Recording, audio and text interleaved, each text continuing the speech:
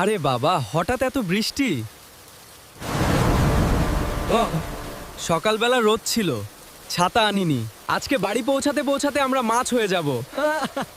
মাছ না, ভিজে যাওয়া দুইটা পেঙ্গুইন। আরে, ট্রেনের সময় হয়ে গেছে। তাহলে দাঁড়িয়ে আছিস কেন? দৌড়! একটু আস্তে দৌড়া। আস্তে দৌড়ালে ট্রেন আমাদের জন্য দাঁড়াবে নাকি?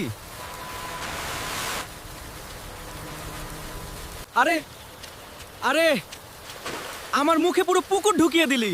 আমি কি করব? পুকুরটাই সামনে এসে পড়লো। শুনছিস? ট্রেনের হুইসেল। আরে দৌড়, এবার সত্যি সত্যি চলে যাবে। দাঁড়াও দাঁড়াও ভাই, আমরা আসছি। দাঁড়াও ভাই, চলে গেল। এত দৌড়েও লাভ হলো না। আজকের দিনটা একদম বাজে গেল। হ্যাঁ, ভিজলাম, দৌড়ালাম, আর শেষে ট্রেনও মিস করলাম।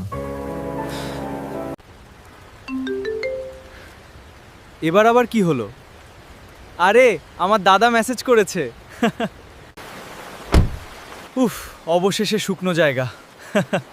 আজকের বৃষ্টির কথা কিন্তু অনেক দিন মনে থাকবে। জানিস, ট্রেনটা মিস না করলে হয়তো এত মজা হতো না।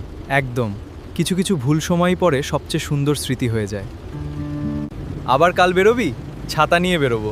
আর ট্রেন এবার অন্তত 1 ঘন্টা আগে বেরোবো।